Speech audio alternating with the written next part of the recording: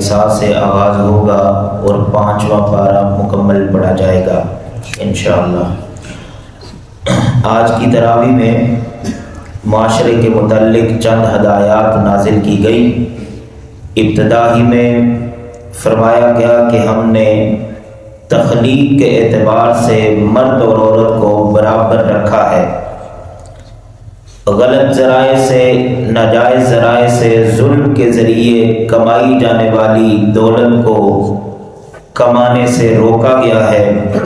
یتیم کا مال جو تمہارے پاس امانت رکھوایا جائے تو اس امانت کو پورا واپس لوٹا دو، اور اس پاکیزہ مال میں اپنے غلط مال کو شامل نہ کرو۔ اس پر عذاب کی وعید سنائی گئی اور اسے گناہ کبیرہ قرار دیا گیا۔ مرد کو ایک وقت میں ایک سے زائد نکاح کی اجازت دی گئی، لیکن ساتھ ہی شرط بھی رکھ دی گئی کہ اگر تم ان بیویوں میں انصاف کو قائم نہ کر سکو تو پھر تم ایک بیوی پر ہی اکتفا کرو، اور ان کو حق مہر دینے میں دل کی خوشی کے ساتھ ان کو حق مہر ادا کر دیا کرو۔ وراثت میں مرد اور عورت کے حصے مقرر فرمائے گئے۔ قرض کی ادائیگی کو مقدم ٹھہرایا گیا۔ حاضرین محترم، یہ دین اسلام کی خوبصورتی ہے کہ جہاں پر مقروض کے ساتھ قرض خواہ کو بھی ایک طرف حسن سلوک کا کہا گیا کہ اگر وہ اپنا قرض وقت پر ادا نہ کر سکے تو اسے تھوڑی مہلت دے دو، اس کے ساتھ حسن سلوک کرو۔ دوسری طرف مقروض کو بھی کہا جا رہا ہے کہ تم پہلی فرصت میں اپنا قرض ادا کرو۔ جو وقت تم نے مقرر کیا ہے اور جو وعدہ کیا ہے اس وعدے کو پورا کرو، کیونکہ یہ بڑا سنگین معاملہ ہے۔ نبی رحمت صلی اللہ علیہ وآلہ وسلم نے جس کے ذمہ قرض ہوتا اس کا جنازہ بھی نہیں پڑھایا کرتے تھے جب تک اس کا قرض ادا نہیں ہو جاتا تھا۔ پھر جب اسلامی ریاست قائم ہو چکی تھی مدینہ کی صورت میں، تو وہاں پر پھر مخالفتیں ہو رہی تھیں کفار مکہ کی طرف سے، مشرکین مکہ کی طرف سے، اور آستین میں چھپے ہوئے جو منافقین تھے ان کی سازشوں کو بھی بے نقاب کیا گیا، اور ان سے عہدہ برا ہونے کے لیے پوری ہمت اور جرت کے ساتھ مقابلہ کرنے کا کہا گیا۔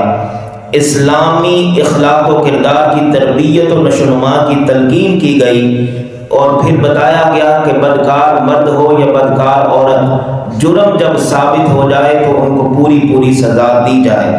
گناہ گاروں کو توبہ کی تلقین کی گئی اور واضح کر دیا گیا کہ آخری لمحے، یعنی جب وہ نزع کا عالم طاری ہوتا ہے، اس وقت کی جانے والی توبہ قابل قبول نہیں ہوگی۔ پھر ان رشتوں کی تفصیل بیان کی گئی جن سے نکاح کرنا جائز نہیں ہے۔ تجارت میں باہمی رضامندی کے ساتھ جائز منافع حاصل کرنا، اس کو جائز قرار دیا گیا، اور لیکن مگر دھوکہ دہی اور ظلم و زیادتی سے منع کیا گیا۔ کبیرہ گناہوں سے بچو، اس کی برکت سے اللہ تعالیٰ صغیرہ گناہوں کو ویسے ہی معاف فرما دے گا۔ میاں بیوی کے درمیان اختلاف پیدا ہو جائے تو ایک ثالث مقرر کر لیا کرو، لیکن یہ دیکھیے یہ بھی معاشرے کی ستم ظریفی ہے کہ ہم جس کو ثالث مقرر کرتے ہیں ساری زندگی وہ ہوتا نہیں دیتا رہتا ہے، تسی تے لڑ پے سی میں ہی صلح کروائی سی۔ یہ بھی ایک حقیقت ہے نا جی۔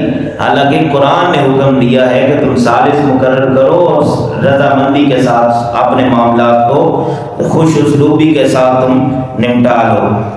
پھر اہل ایمان کو خوشخبری دی گئی کہ تم اگر گناہ کر لو، اپنی جانوں پر ظلم کر لو، وَلَوْ أَنَّهُمْ إِذْ ظَلَمُوا أَنفُسَهُمْ جَاءُوكَ فَاسْتَغْفَرُوا اللَّهَ وَاسْتَغْفَرَ لَهُمُ الرَّسُولُ، بس پھر میرے حبیب کے در پر آ جانا، وہاں آ کر استغفار کرنا، اللہ کے رسول بھی تمہاری طرف سے سفارش کر دیں گے، میں تمہارے گناہوں کو معاف کروں گا۔ سبحان اللہ، سبحان اللہ۔ پھر بخیل اور ناشکرے لوگوں کے لیے عذاب کی وعید سنائی گئی۔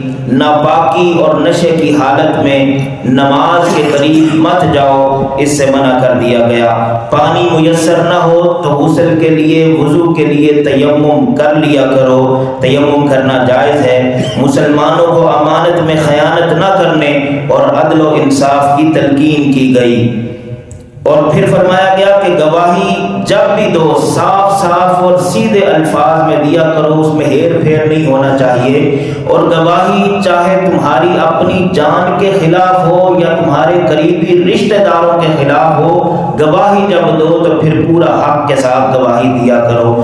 آخر میں بتایا گیا کہ جہاد کا حکم دیا گیا اور شہادت کا مرتبہ بتایا گیا کہ شہادت بہت بلند درجہ کا رتبہ ہے، موت سے ڈرنے والا بزدل ہے، اور علامہ نے بھی کہا تھا کہ شہادت ہے مطلوب و مقصود مومن، نہ مال غنیمت نہ کشور کشائی۔ اللہ کریم ہم سب کو قرآن کے ان مضامین کو سمجھ کر عمل کی توفیق عطا فرمائے۔